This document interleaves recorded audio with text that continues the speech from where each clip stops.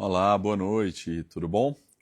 Então vamos lá, começando essa live assim, é uma live meio surpresa, mas que eu estou começando porque eu tenho sido bem exigido pelos pacientes para que a gente possa produzir mais material, entrar mais para tirar dúvidas, então foi isso que eu pensei, assim, por isso que foi tão de repente, assim. Eu pensei, por que que eu não abro agora e a gente começa a tirar dúvidas, responder as perguntas, que eu acho que acaba sendo ah, o melhor, né, dessas lives, a gente poder ajudar nas dúvidas individuais de cada um, porque muitas vezes essas dúvidas individuais são dúvidas também de todo mundo. A caixinha de perguntas, gente, que fica aqui embaixo, aquela interrogaçãozinha, ela fica aberta, tá bom?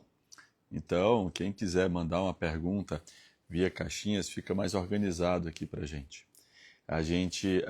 Eu também consigo ler quando vocês colocam aqui nos comentários, mas nem sempre a gente consegue ler o que passou, então, se vocês colocarem aqui na caixinha de pergunta, fica sem dúvidas mais fácil para que a gente possa ver.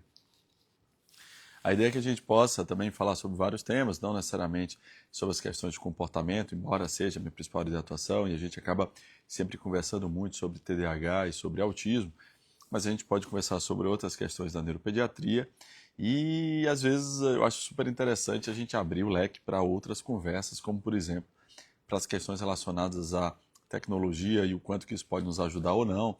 A gente pode estar falando de tecnologia que nos ajuda no tratamento do autismo, a gente pode estar falando de tecnologia que nos atrapalha no desempenho, né, infantil, tanto no desempenho de linguagem quanto nas questões cognitivas. A gente pode falar sobre questões relacionadas à escola, sobre redes sociais, sobre um tema bem interessante de discutir agora, que é a inteligência artificial, quanto que isso pode ajudar, quanto pode me atrapalhar. Então fique à vontade para qualquer assunto, para que a gente possa discutir, né? Então, boa noite a quem entrou, né? E a gente fica à disposição para conversar sobre isso. Vou começar respondendo então a pergunta que veio, né, pelos comentários, né? Se mandarem pela pergunta fica mais fácil para mim, mas vamos pelos comentários agora, perguntando se existe algum problema em relação a um garoto que tenha diabetes e que usa uma medicação como a risperidona. A questão da risperidona e os cuidados que tem que ter, e lembrando sempre que a gente vai falar de uma medicação, a gente fala de uma forma mais genérica, porque a gente não pode falar de forma direcionada, não é esse o intuito de uma live, falar para todo mundo sobre remédio, mas falar de forma bem específica. Ele não é contraindicado, mas ele requer alguns cuidados. Os cuidados mais importantes é porque a risperidona ela tende a aumentar o apetite, isso acontece em quase 80% dos pacientes. Então, quando você aumenta o apetite de um garoto que está dentro de um quadro de diabetes, né, ele pode ter um maior consumo calórico, um maior consumo de carboidrato, e essa não contagem de carboidrato ou esse excesso de carboidrato pode fazer com que seja mais difícil a compensação para o diabetes. Eu estou encarando essa pergunta como um DM1, diabetes tipo 1, aquele que utiliza a insulina, tá bom? Claro que se a gente estiver pensando também num DM2, um paciente que tem resistência insulínica, ou seja, geralmente um paciente com sobrepeso, obesidade, que com o tempo começa a ter também essas questões, a gente vai ter algumas outras complicações pelo fato do aumento do apetite. E de forma direta, a gente sabe que a risperidona também pode acabar aumentando triglicerídeos e glicemia, o que pode ser mais um complicador para essa questão.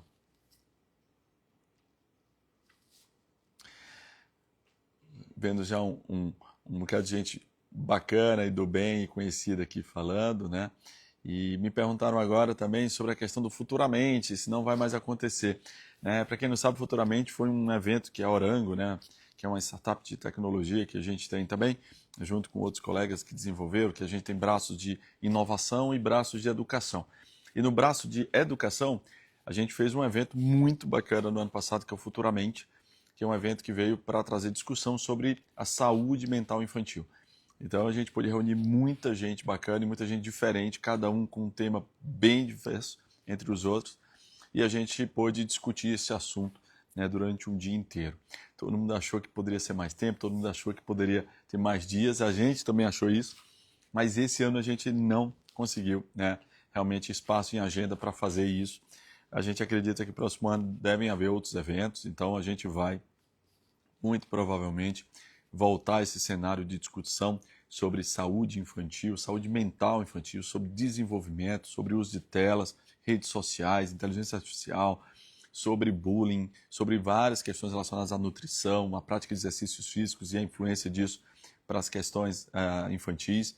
E esse é o tema do Futuramente e deve vir, sim, no próximo ano. Tecnologia do bem, né, Érica? Tem tecnologia do bem também. A gente fala muito sobre o problema das redes sociais, a gente fala muito sobre o uso excessivo de telas, mas hoje a gente tem também a tecnologia do bem, a tecnologia assistiva que pode nos auxiliar no tratamento do espectro do autismo, condições outras relacionadas à educação infantil. Dá para usar a inteligência artificial para o bem? Sim, a gente precisa correr atrás disso para entender um pouco mais.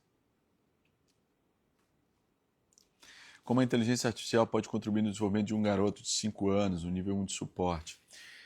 A inteligência artificial, né, assim, hoje ela vem embarcada em vários dispositivos, plataformas, sistemas, aplicativos, para que a gente possa auxiliar num ganho maior. Então, quando a gente fala em inteligência artificial, a gente está falando de um mundo aberto. A gente pode estar falando, né, de uma plataforma que ela aprende como lida aquela criança e começa a ensinar para que ela faça ou transpassa alguns obstáculos. Então, a inteligência artificial é muito discutida, todo mundo conhece os LLMs, conhece a questão do ChatGPT, que é um editor, né, ele acaba sendo um formulador de textos com muita habilidade, e a gente acaba utilizando isso muitas vezes para questões do aprendizado, né, para formar grande texto, corrigir texto, traduzir texto. E, sem dúvida, ele pode auxiliar em um garoto que esteja dentro do espectro e que ele consegue, através de um LLM, através de um ChatGPT, escrever em um texto onde ele não aconteça naquele texto algumas das suas próprias dificuldades de linguagem que ele já conheça. Então, ele pode pedir para que o texto substitua suas dificuldades de linguagem e que elas não estejam presentes ali quando ele assim o quiser. Então, sim, a inteligência artificial pode ajudar garotos que têm um nível 1 de suporte.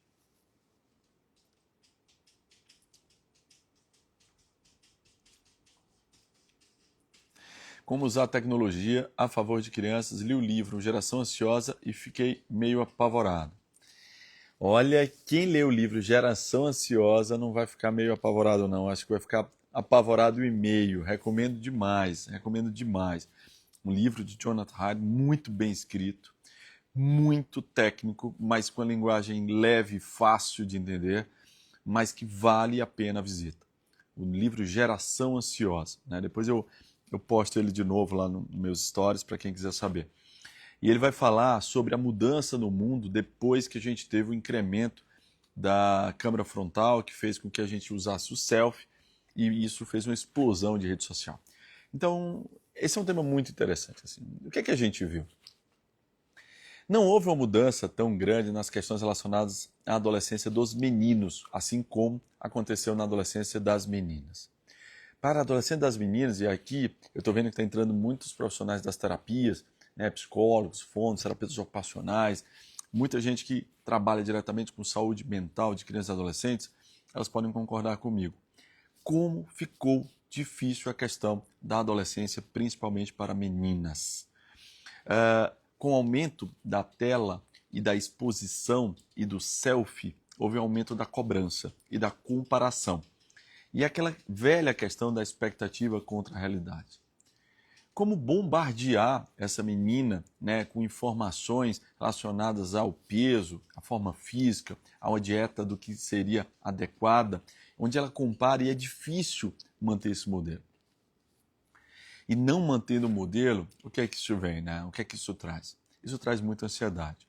A gente teve um acréscimo importante de entrada no pronto atendimento por questões relacionadas à automutilação e tentativas de suicídio em crianças cada vez mais novas, geralmente do sexo feminino.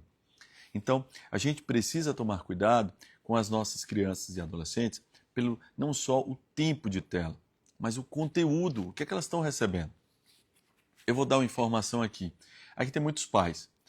Poucos pais sabem, mas existe uma regulamentação em relação às questões das redes sociais. A Academia Americana de Pediatria pede 0 rede social até os 12 anos. E alguns pais podem até dizer, meu filho está longe disso, certo. Mas quem aqui autoriza que os filhos usem o Roblox? O Roblox é uma rede social. O Roblox não é um jogo. Isso eu sei que causa algum estranhamento, mas ele tem jogos dentro da rede social. Mas é uma rede social. É uma rede social que tem um chat, que tem um avatar, que tem uma troca, que tem um conhecimento e que troca-se dados e informações entre o seu filho e uma outra pessoa, que muitas vezes a criança julga ser outra criança, mas por vezes não é. Um dado interessante do livro Geração Ansiosa, ele vem em relação à questão do abuso. Qual é o grande medo dos pais, né, principalmente pais de meninas? A questão do abuso, né, dessa criança sofrer um abuso. Então, para isso, os pais fizeram o quê? Tiraram as crianças das ruas. Não, vamos para dentro de casa, é um ambiente seguro. E aí a criança vai para onde? Vai para a rede social. Sabe onde estão a maioria dos abusadores hoje em dia? Dentro das redes sociais. Mais de 80% dos abusadores estão lá. Então, a gente acaba tirando a criança da rua e colocando ela dentro de um local sem supervisão, que é o lugar mais exposto. E esse é um cuidado que a gente tem que ter. Onde está o nosso filho, nossa filha, agora, nesse momento, enquanto a gente está aqui nessa live? O que ele está fazendo? Ah, André, ele está ali no quarto, está aqui do lado, está aqui, eu estou vendo, ele está brincando. Ok. Não, André, ele está segurando uma tela. Essa tela, ela é uma janela para o mundo que você não sabe o que está do outro lado. Então, precisa de fiscalização.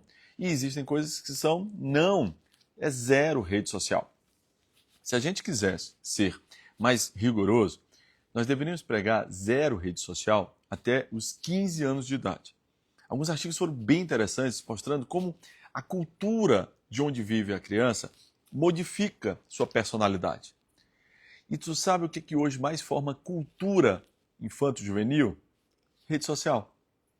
A cultura formada pela rede social é quem molda hoje a personalidade, caráter e valores dos jovens.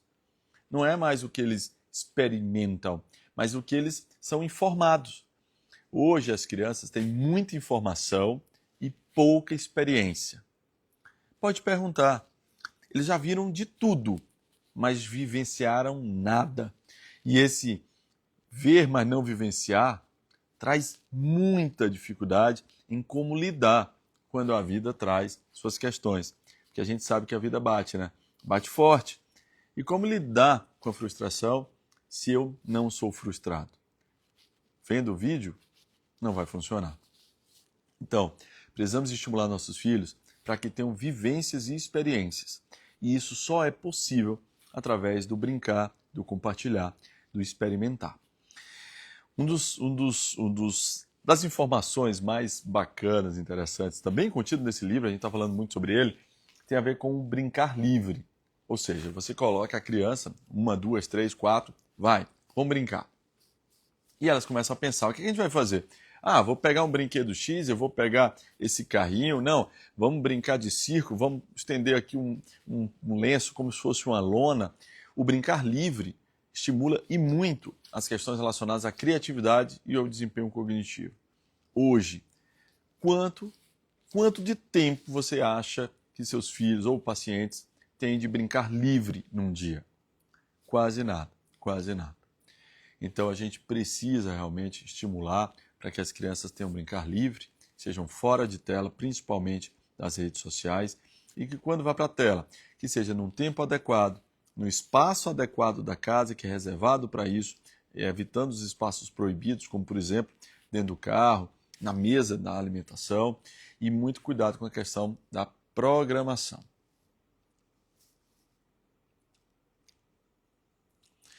Aqui fala sobre se é possível uma medicação, falou de uma medicação específica, como a tenta aumentar a agressividade e irritabilidade. Todas as medicações que têm ação sobre o comportamento podem aumentar ou piorar seus quadros comportamentais. Esse efeito paradoxal, esse efeito contrário, ele pode acontecer sim quando a gente usa alguma medicação. Isso é mais comum no início do tratamento, tá certo? Isso é bem mais comum no início do tratamento, mas que a gente percebe que depois de 2, 3, 4 semanas isso tende a desaparecer. Quando se permanece, quando continua, aí não. Aí a gente precisa pensar em mudanças, né? Porque provavelmente essa medicação que não vai encaixar para o nosso paciente ou para o nosso familiar.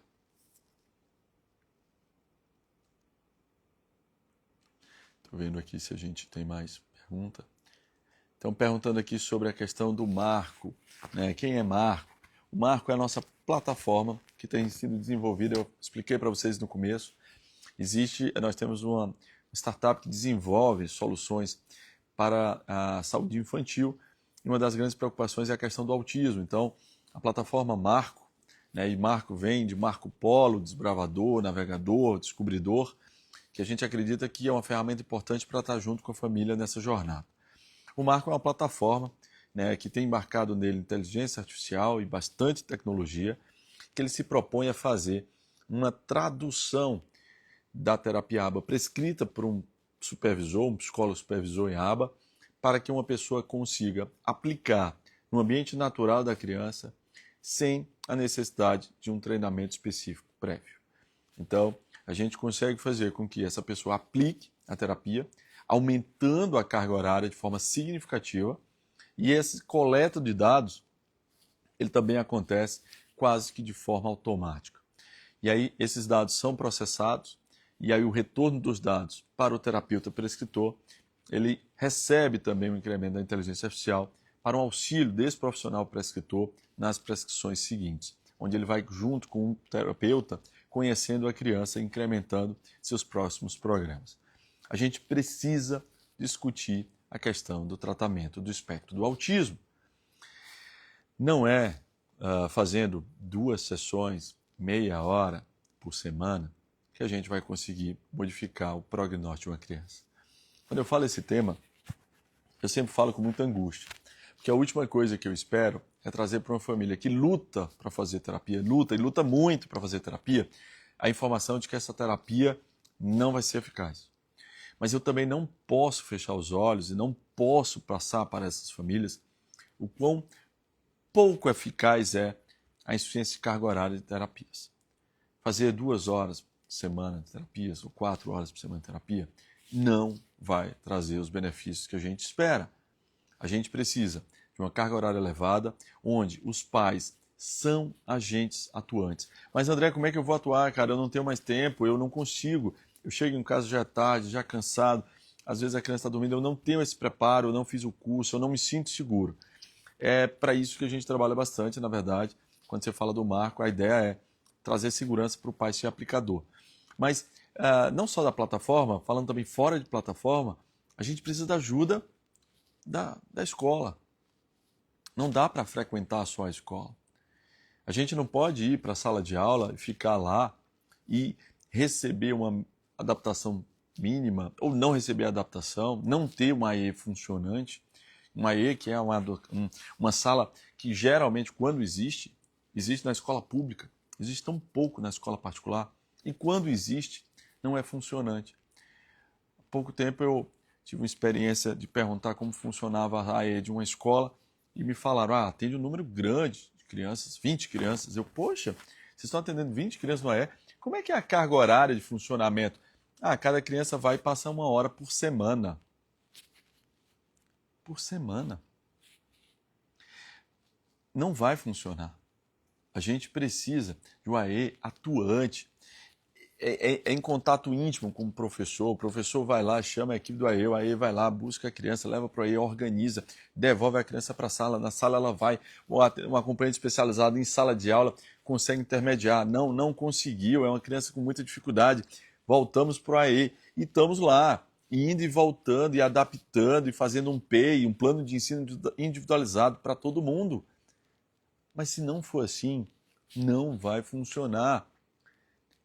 Ainda me assusta, né, essa questão de a gente fazer muita terapia eclética, ou seja, a gente está fazendo um bocado de terapia diferente, mas geralmente com carga horária baixa e sem o envolvimento dos pais e sem o envolvimento da família.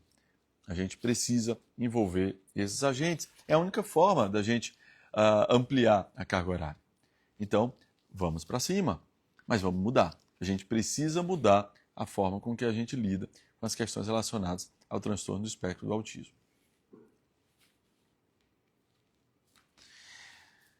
Me perguntaram alguma coisa sobre se uma criança pequena, de 2 anos, que já sabe alfabeto, sabe cores, já sabe os animais, mas não fala muitas palavras e é um pouco estressada, se seria um sinal de alerta para o autismo. Vamos lá. O autismo, ele tem como base a dificuldade na comunicação. Se eu tenho uma criança que ela consegue nomear as cores, os números, os animais. Mas mesmo tendo esse conjunto de informações, ela não consegue responder a idade, por exemplo. Eu conheço os números, mas eu não respondo a minha idade mesmo com os dedos, 2 ou 3. Eu preciso desconfiar que essa criança tem um atraso no desenvolvimento da linguagem, da comunicação. Então a criança entra na sala e fala círculo, triângulo, quadrado, 1, 2, 3. E eu pergunto, qual é o seu nome, cara? E ele não responde. Então eu tenho que desconfiar de uma dificuldade de comunicação. E sim, quando a gente desconfia de uma criança que é bastante inteligente, tem um poder de memorização acima da média para a faixa etária, mas a comunicação não acompanha, essa discrepância faz pensar no diagnóstico do transtorno do espectro do autismo. Isso não fecha o diagnóstico, tá bom? Não é assim que se fecha o diagnóstico. Ah, uma criança que fala e não comunica. Não é assim que se fecha um diagnóstico, mas traz uma forte suspeita, uma necessidade de investigação. Estou baixando aqui mais perguntas.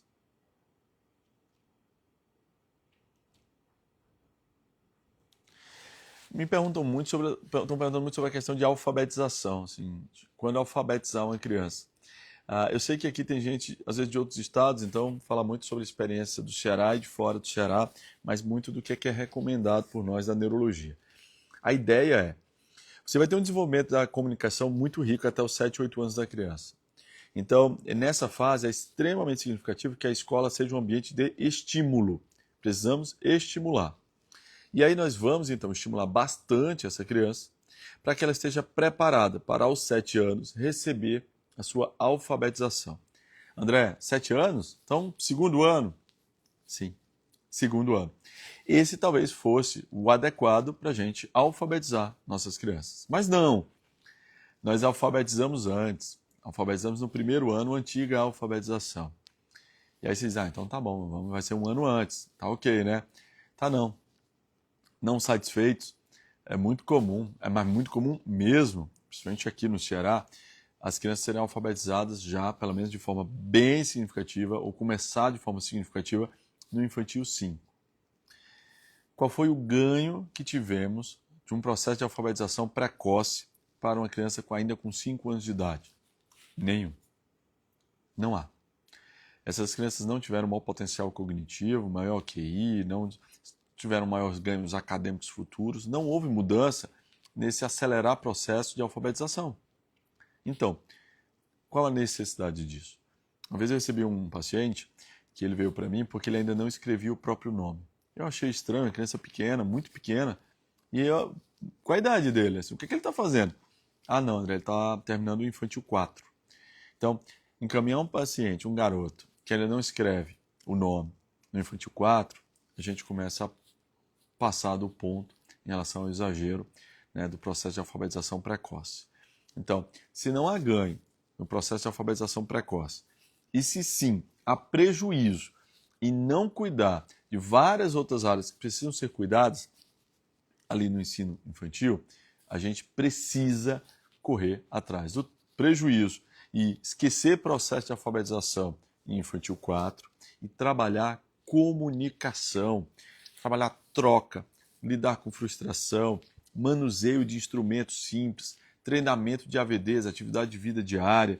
A gente precisa que essas crianças vivenciem as sensibilidades todas que precisam ser trabalhadas para elas fazerem as suas conexões. Sim, as sinapses.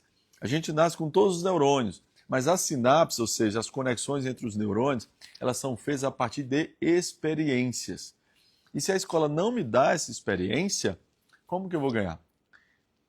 Ah, não, mas eu estou lá e eu vou decorar as letras, os números em inglês. Qual a vantagem evolutiva isso me trouxe? Qual é a vantagem de uma criança de 5 anos saber os números em inglês? Nenhuma. Qual é a vantagem de uma criança aos 5 anos saber lidar com a frustração e que quando uma criança toma o seu brinquedo, ele sabe argumentar, trocar por outro brinquedo, fazer o jogo ali, né, bem feito, para ele continuar bem com o brinquedo que ele tinha. Esse tem valor. E é isso que a gente tem que correr atrás. A gente tem que correr atrás para que as crianças saibam como viver melhor seus processos de desenvolvimento e suas frustrações.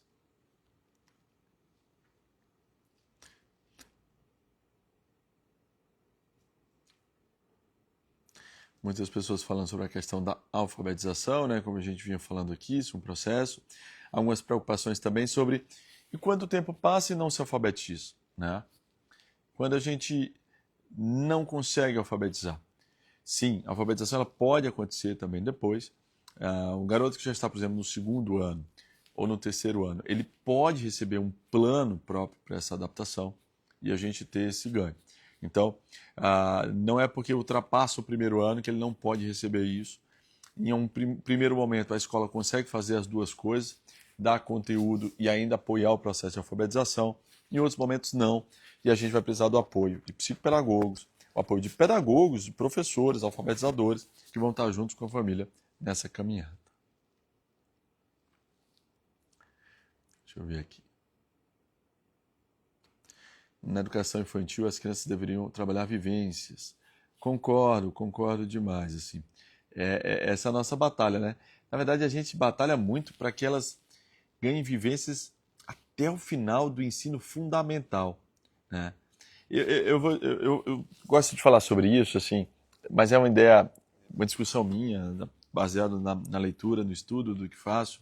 Mas ensino fundamental, ele é o básico do desenvolvimento infantil. A gente tem que estar trabalhando desenvolvimento. No ensino infantil. No ensino fundamental, a gente trabalha o processo de conteúdo, que se inicia com a alfabetização, e a gente tem que ter uma preocupação de quando terminar o nono ano, a gente está entregando para uma criança segura, curiosa, que busque e goste do estudo por sua curiosidade e que ela saiba se relacionar, que faça uma boa prática dos esportes, que seja uma criança culta, né, que ela tenha essa educação em relação à cultura, em relação à música, que tenha sua base religiosa, baseada também naquilo que sua família acredita, né, que sua comunidade acredita. E aí ao nono ano, quando terminou o nono ano, aí a gente chega para a criança e fala, o que é que você quer fazer depois que terminar a escola? Aí ela vai te sinalizar, eu quero fazer tal profissão. E aí você vai dizer, para tal profissão, o melhor colégio é esse, aquele é o nosso, que você já está, é o outro que fica ali próximo. E aí você vai pensar em Enem, vestibular, profissão, ensino superior. Isso já no ensino médio. A gente não pode estar no ensino fundamental preocupado com a aprovação no vestibular. Sendo que os garotos que hoje estão no fundamental vão trabalhar em profissões que provavelmente não existe ainda prova de Enem para isso, porque a profissão às vezes nem existiu. Quantos garotos sentam lá no consultório e eu pergunto, o que é que você quer fazer, garoto? Ele fala, eu quero ser game designer, quero ser designer de jogos. E aí eu lembro, peraí, na minha sala não tinha ninguém que queria ser designer de jogos, porque não existia jogos. Não existia isso. Né? A gente não tinha esse acesso. Eu não tinha celular, não tinha aplicativo nesse tempo. Então como é que a gente ia pensar em fazer uma profissão de algo que nem existia? Então nós estamos vivendo um mundo todo novo, mas a gente ainda está com as mesmas ideias lá de trás. Educação, eu sou fã da educação. A gente fala e vai falar muitas vezes em live sobre a educação, porque eu sou o maior fã da educação. Eu sou fã do modelo nórdico, que há 120 anos atrás decidiu que vai mudar um país, e eles queriam mudar, porque eram países falidos, quebrados financeiramente, e eles pensaram, Noruega, Dinamarca, Suécia, como é que a gente vai mudar? E alguém disse, só muda pela educação. Então vamos mudar a educação. Muda a educação básica, o ensino fundamental, médio, superior, claro que num formato deles, não no nosso formato. E hoje, essas são referências em qualidade de vida, né, em pessoas bem estruturadas, prêmio Nobel e todas essas questões, você vai ver o número de cientistas que saem de lá, de universidades que temos lá. Mas é baseado na educação. Um povo culto e educado consegue lutar por muito mais. Sem educação a gente não faz saúde, sem educação a gente não tem segurança, então a gente precisa lutar sobre o que muda a nossa vida. E o que muda é, sem dúvida, a educação. Então quando eu falo aqui de escola, na verdade eu não estou querendo falar de conteúdo. Eu não vou ficar discutindo a base nacional curricular, né? Não é isso. A gente está discutindo aqui conceitos. E eu acho interessante trazer a escola para dentro dessa discussão. né? Tem alguns donos de escola que eu já tive a oportunidade de conversar e o papo foi maravilhoso, né? Pessoas que têm uma visão muito diferente e que saem da caixa na expectativa de trazer sim essa vivência. Talvez a gente como sociedade também não esteja muito preparada para isso, né? Talvez a gente como sociedade, a gente ainda está, quando a escola sai muito do padrão, não está muito no padrão Enem, a gente mesmo estranha. Ah, não, essa escola não presta para o meu filho, não. Como é que ele vai fazer o Enem depois? Então, às vezes isso muito cedo, ainda muito precoce, estão discutindo isso. Então, vamos lá, ensino infantil é aquela escolinha mesmo que acolhe. Desenvolvimento, treinar desenvolvimento. Ensino fundamental é o pacote completo. A gente quer que dê conteúdo, a gente quer que tenha um esporte, a gente quer que tenha cultura, a gente quer que tenha uma relação social bacana com os amigos, a gente pode querer que tenha alguma religiosidade envolvida nisso, sim ou não, aí é a questão familiar, e aí terminou o 9º ano, vamos para o ensino médio. Aí, meu amigo, aí você vai perguntar, e aí, vamos fazer o quê? O que é que nós queremos? E aí, junto com isso, você vai junto com o garoto já com seus 14, 15 anos, ou sua garota, né, decidir que rumos nós vamos. É isso que eu acredito bastante, falo muito no consultório e também a gente acaba falando, inclusive, dentro de casa.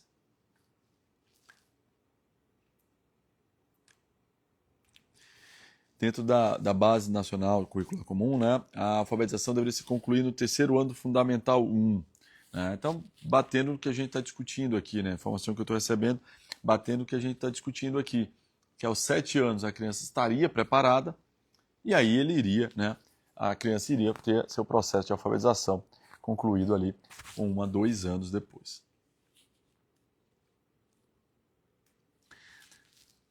Mais gente falando sobre a questão do absurdo que é ter que escolher a profissão muito cedo. Né? Muita gente sabe o que eu estou falando, né? Muitas escolas têm turmas já desde muito cedo direcionadas para algum vestibular específico e as crianças são estimuladas para que já no 6º ano do ensino fundamental estejam em classes específicas. Se é uma criança com alto rendimento e ela está ali porque ela se sente desafiada e quer cada vez mais estudar, eu acho ótimo, não sou contra. Tem muita gente com alto potencial cognitivo e de estudo que quer estar em turmas especiais porque é aquilo que deixa ela empolgada, animada, curiosa e é ali que vai estar. Eu só não posso acreditar, né, que é metade para um lado, metade para o outro.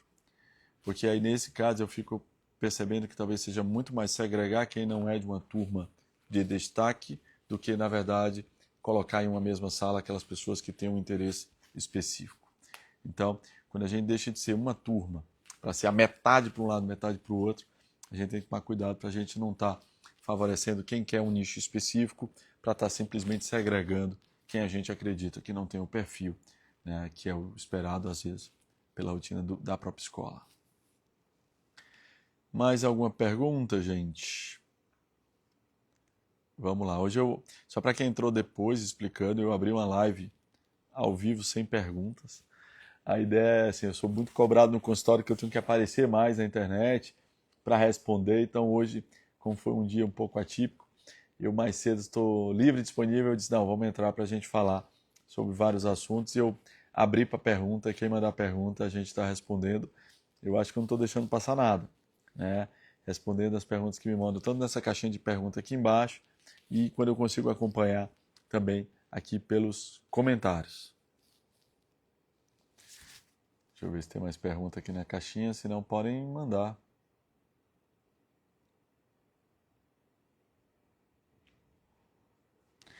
Houve uma pergunta interessante sobre a questão da ansiedade infantil, né? E se isso teria alguma relação com o TEA, né? O transtorno do espectro do autismo. Sempre que a gente recebe uma criança com ansiedade, a gente vai investigar várias outras questões. É comum que a ansiedade, na verdade, seja um pano de fundo para outras condições, como TDAH ou um TEA, né? E às vezes um nível 1 de suporte, às vezes um nível 1 de suporte meninas. Então a ansiedade chama atenção porque a habilidade de linguagem já foi adquirida através de um masking, mesmo sem um tratamento específico. Então sim, quando a gente tem essas questões relacionadas à ansiedade, a gente pode sim investigar e pode, em algum momento, descobrir um diagnóstico de transtorno do espectro do autismo. Gabrielzinho mandando um beijo aí, outro para ele.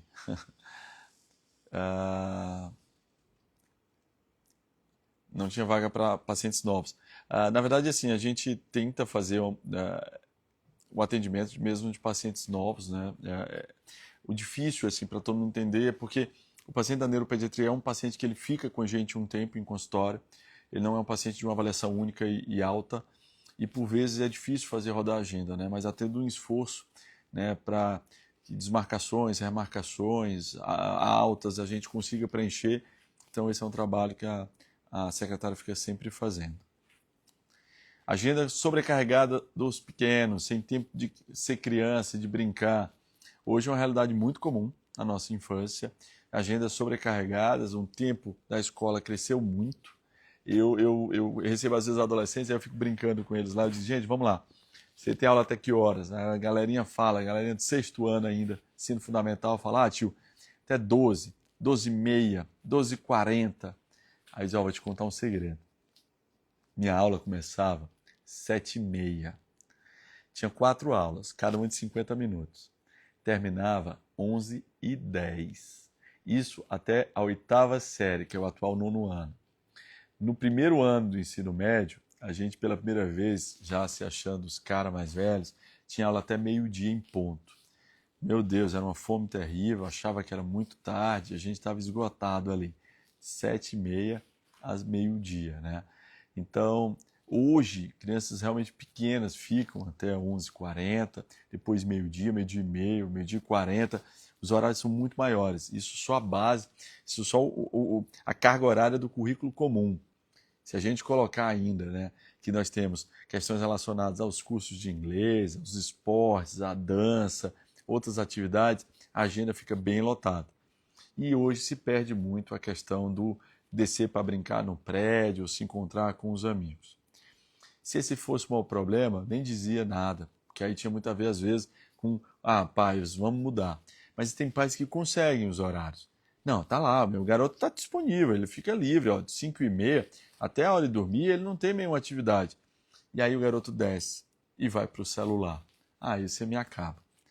O brincar livre é extremamente importante e a gente precisa discutir a questão do uso do celular. Não dá para usar celular dessa forma. Na hora que a gente reúne as crianças, elas precisam estar fora do ambiente de tela. Toda criança autista vai precisar de medicação? Não, essa frase não é verdade. Mas é muito comum que uma criança dentro do espectro, em algum momento da vida dela, utilize alguma medicação para algum quadro específico.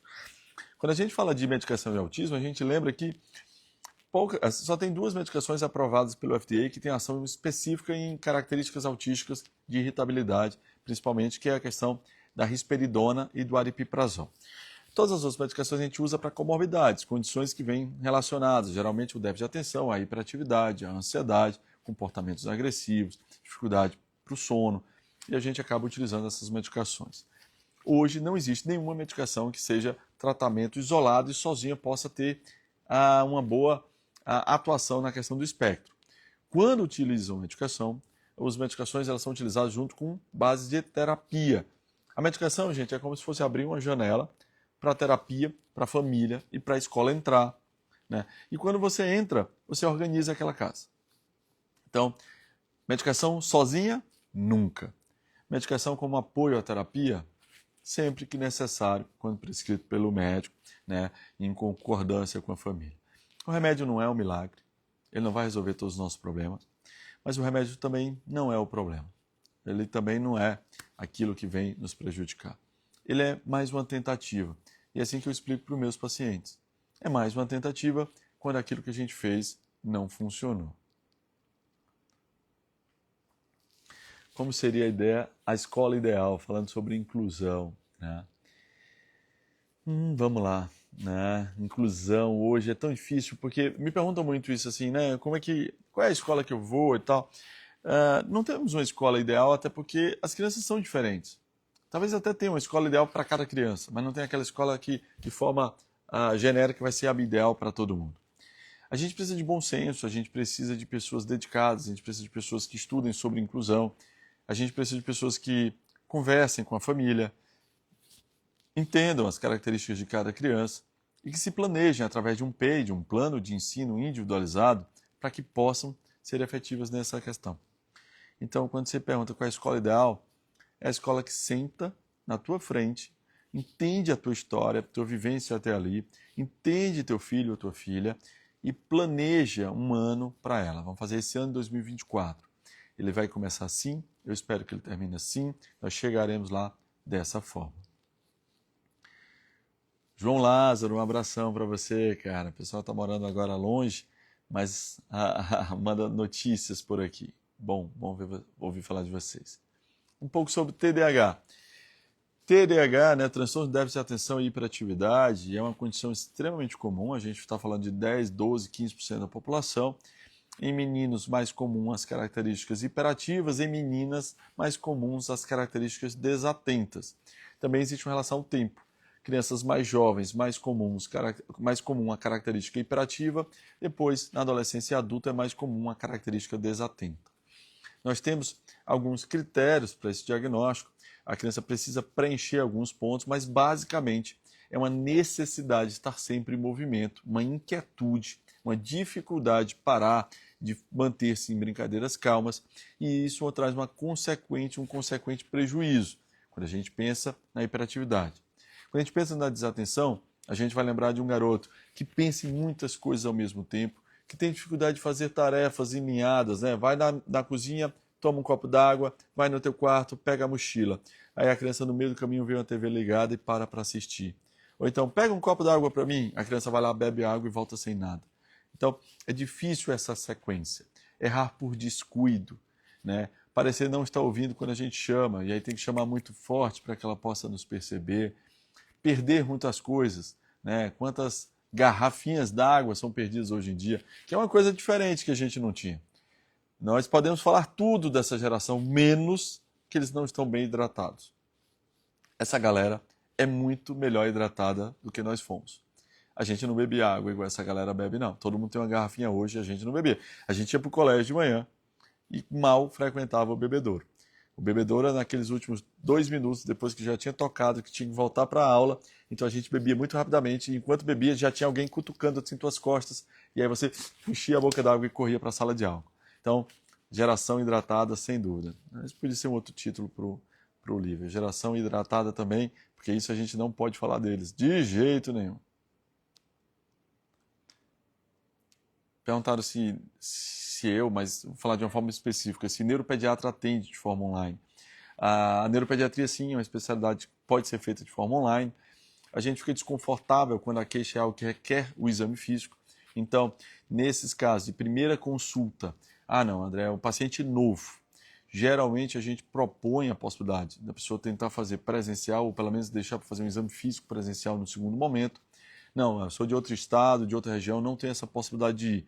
A gente se sente também mais seguro quando é um trabalho de segunda opinião. A pessoa já foi avaliada por um médico, foi aventada no pós-diagnóstico, a pessoa não está segura por isso e ela quer fazer uma segunda opinião. Nesses casos, a consulta online ela também tem uma efetividade muito alta, né, como trabalho de segunda opinião. Pacientes que já são acompanhados, alguns deles fazem a consulta intercalada. Eles vêm para a consulta presencial, ou a próxima eles fazem online, depois voltam a fazer presencial, e isso é bem comum. Eu faço, sim, consultas online também.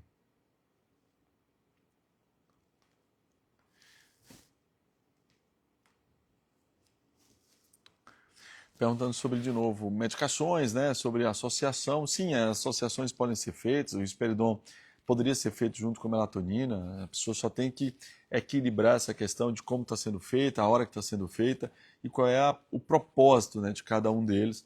Né? O médico precisa pensar bem nessas associações. A gente vai entrando na reta final aqui da live. Deixa eu ver se tem mais perguntas aqui pra gente.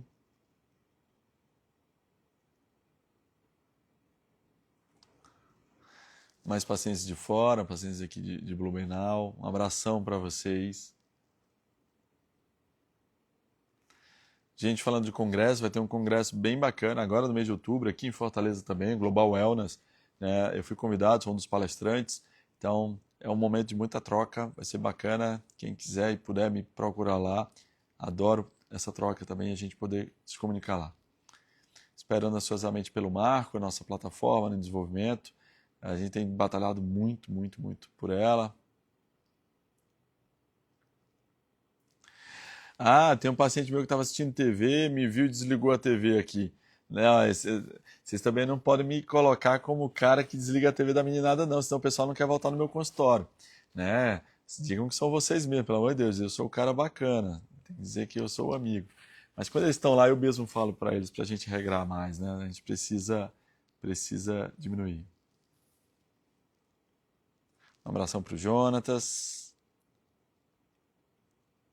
Eu acho que tá. Um abração pro Dudu, o Dudu tá aqui, vamos se encontrar lá no Global, no congresso. Vamos sim, Dudu. Sempre bom te ver nos congressos, a gente acaba se encontrando lá.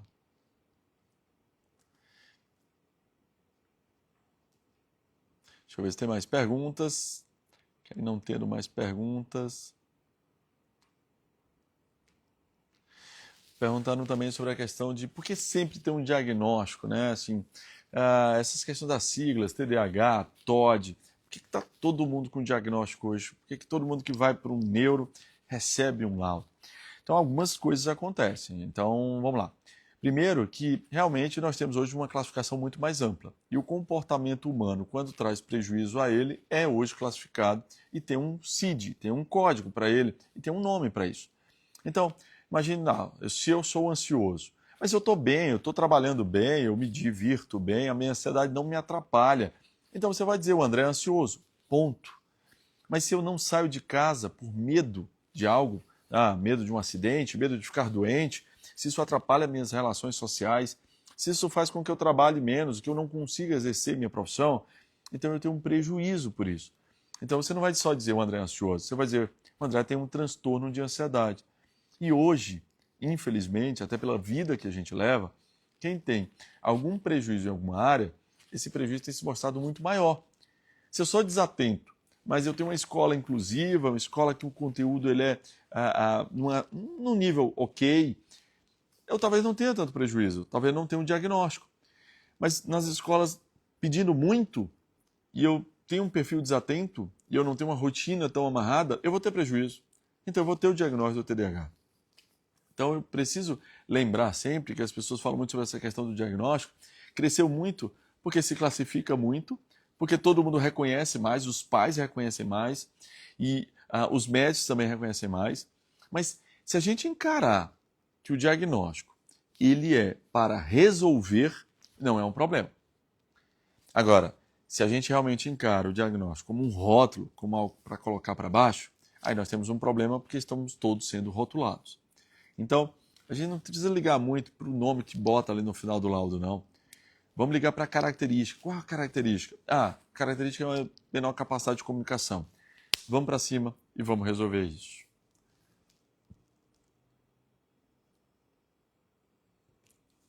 Opa, estão falando que tem paciente meu dando trabalho para dormir. Não é verdade, não. Ricardinho não está dando trabalho, não. Conversa aí com ele que vai dar certo. Um abração, gente. Natália colocou aqui a data do Global Wellness, 26 e 27 de outubro, aqui em Fortaleza. Isso, se eu não me engano, eu acho que ainda tem inscrições abertas. É só procurar pelo Instagram, Global Wellness, está aqui escrito aqui no comentário da Natália. 26 e 27, organizado pela Aline, né, que organizou um congresso gigante, né, 2 meses atrás, né, que foi um sucesso enorme, muita gente bacana aqui na cidade, muita gente que discute o autismo em alto nível aqui na cidade, e eu acredito que vai ser também no mesmo nível o Global Wellness. Grande Davi, cardiologista, amigão, abraço. Aqui pergunta se eu indico outro neuropediatra. Olha, eu indico um bocado de gente boa. Tem muita gente boa agora em Fortaleza, mas muita gente boa mesmo. Nós temos um histórico, né, médico muito interessante aqui em Fortaleza. São pessoas muito qualificadas em várias áreas. Realmente, Fortaleza reúne muitos profissionais que poderiam estar atuando em qualquer hospital, em qualquer clínica do Brasil todo. Quando eu voltei para Fortaleza, ainda no finalzinho de 2011, começo de 2012, eram bem poucos neuropediatras, a gente tinha 6, 7, 8 neuropediatras, né? E hoje, praticamente, acho que talvez mais de 40 neuropediatras no estado do Ceará. Então, aumentou muito e tem muita gente boa que pode ser procurada. Eu não vou falar nome aqui, senão eu vou ser injusto, né? Vou me cobrar depois porque que eu falei um não falou do outro e tal. Mas eu vou te falar um negócio, assim. É tanta gente boa que hoje é muito mais fácil acertar, né, do que errar, né? Não tem como errar, não. O pessoal é muito bom, muito bem informado. Pessoas mais experientes que já estavam aqui antes de eu chegar, pessoas menos experientes, mas com uma bagagem muito boa que trouxeram de suas residências, de suas vivências. Então, eu posso te falar sem medo. Você está em Fortaleza, vai passar com o neuropediatra, você vai acertar. O pessoal é muito bom mesmo. Os pais podem participar do congresso? Sim, sim. Hoje, boa parte dos congressos que são sobre o tema também os pais participam. Dê uma lida no programa, se você achar que faz sentido, né, que combina com o que você está procurando, os pais podem procurar sim. No primeiro congresso de 2 meses atrás, também, que é o mesmo grupo que organiza, é a Aline também teve muito material para os pais, foi bem interessante. Estamos nos últimos 10 minutos aqui, tá bom, gente?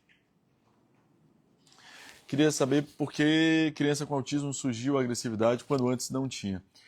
A agressividade, por vezes, é uma forma de expressão da criança, tá bom?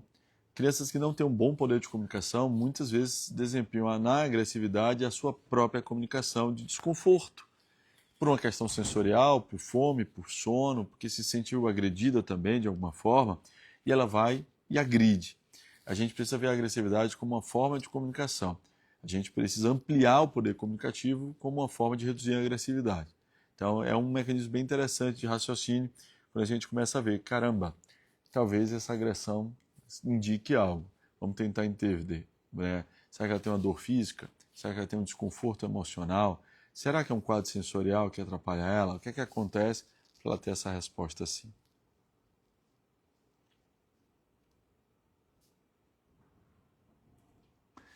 Opa, tem gente aproveitando aqui para falar técnico de radiologia em busca de trabalho. Não consigo te ajudar, mas te desejo muito boa sorte, tá bom? Muita boa sorte para você.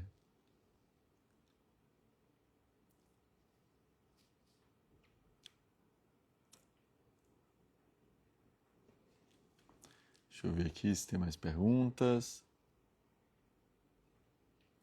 O pessoal me pergunta muito sobre questão de medicação. Eu lembro a todos mais uma vez, a gente não pode falar muito sobre medicação, porque são quase muito específicos, cada criança é uma história. Mas o que me perguntam aqui muitas vezes é sobre a associação de medicações, se há problema em fazer uma associação com, por exemplo, de risperidona e atenta. Quando bem indicado, bem avaliado pelo médico, não seria esse o problema, tá bom? Um abração para o Pedro. Quando antecipo um acontecimento com meu filho, ele fica muito ansioso, querendo logo, será ansiedade? É ansiedade, né? A ansiedade é exatamente esse poder de antecipação. A gente pode ter ansiedade de antecipação, a gente pode ter ansiedade de separação. Então, quando o garoto vai me deixar quando a gente vai deixar o garoto na escola e ele ali fica extremamente inseguro por aquele momento, por vezes nem quer ir para a escola porque vai se separar da mãe, isso é ansiedade. Agora, a ansiedade é comum. O problema é quando ela passa do ponto. E aí é um cuidado que a gente precisa ter, né? Quando passa do ponto.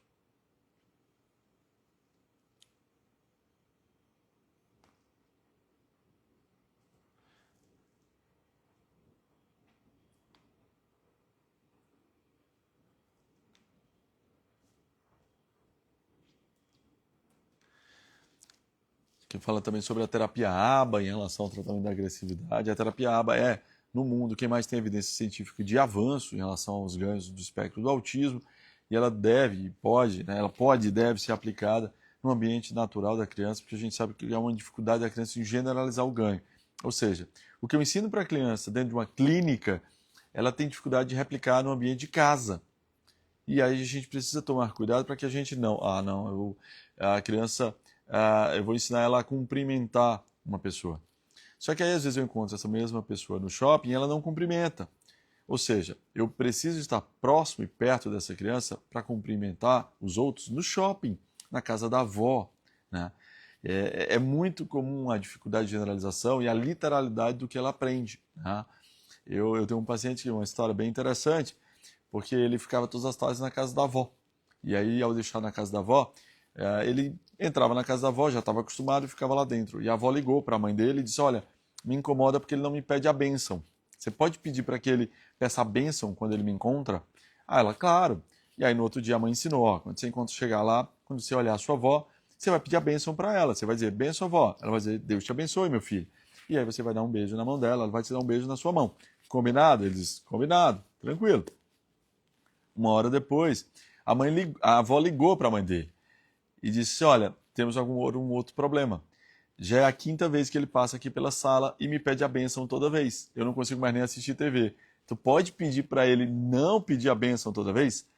E aí a mãe fala de novo com ele e explica, ó, vamos combinar o seguinte, quando você olhar sua avó pela primeira vez naquele dia, você pede a bênção para ela. Depois, não é mais necessário. E o garoto, tranquilo, mãe, na boa. Para ele não era um problema, ele não entendia por que pedir a bênção. Não era necessário, ele não via como algo importante. Mas se ela pede para que ele faça isso, ela faz. Mas ela tem que explicar também a ginga social que estava embutido naquela questão que ele pedia. Porque ele é muito inteligente e ele faz exatamente o que foi pedido, porque ele é muito educado pela mãe. Mas ela exigiu dele uma interpretação que ele não podia dar naquele momento. E aí, quando ela corrige e faz, opa, ele vai lá e entrega muito bem mesmo. Estão pedindo aqui para deixar a live salva. Ah, deixarei sim, deixarei. Né? Eu estou sendo agora também assessorar a Rebeca Faustino do marketing tem me ajudado bastante. Você vê que até microfonezinho eu estou usando aqui, porque auxilia. Estou tendo uma preocupação maior para o vídeo, para o áudio, porque não adianta abrir live, né, gente? Tem que ser agradável também para os olhos, para os ouvidos. Então a gente capricha no cenário, a gente capricha no som, né? E eu vou deixar salva a live, tanto ela fica salva no formato de Reels, quanto depois ela migra para o YouTube, para as pessoas que querem ver pela televisão, liga o YouTube na TV e consegue ver as lives, tá bom? E fica depois lá no YouTube, youtube.com/NeuroAndréCabral, da mesma forma que é aqui também no Instagram. A gente está encerrando, então, gente, já são 9h12, a gente começou 8h15, termina 9h15. Então, nesses últimos 12 minutos, eu só tenho a agradecer a vocês, só tenho que agradecer. Me comprometo a ter uma regularidade maior. Adoro tirar dúvidas. Então, da próxima vez, vocês mandem mais dúvidas para a gente poder conversar. Talvez eu faça as lives um pouquinho mais tarde, vou dar canseira em vocês, que é a hora que eu chego em casa, dorme todo mundo, dorme as meninas, eu durmo tarde, então é a hora que eu fico estudando, fazendo laudo, fazendo receita, vou abrir a câmera, vou fazer uma live e a gente bate um papo. E aí eu vou abrir depois uma caixinha de perguntas para que vocês possam colocar que temas vocês acham interessante a gente conversar em lives. E aí podem ser qualquer tema. A gente pode falar de tecnologia, a gente pode falar de educação infantil, a gente pode falar sobre comportamento, sobre autismo, sobre TDAH, sobre TOD, ou questões gerais de neuropediatria, incluindo cefaleia, epilepsia, doenças metabólicas. Então a gente pode fazer um compilado disso, né? Mas vamos encher a caixinha de perguntas depois, a caixinha que eu vou colocar de perguntas sobre o que vocês desejam, para que a gente possa fazer isso, tá bom? Muito obrigado a todos, né? Desejo muita saúde para vocês, para a gente correr atrás disso que a gente batalha todo dia. Nós, profissionais de saúde, profissionais de educação e familiares, né, que temos uma causa muito nobre e mais muito dura, e que todo dia tem uma novidade aí para tentar derrubar a gente, mas a gente segue em frente, tá bom? Beijo grande para vocês todos. Tchau, tchau.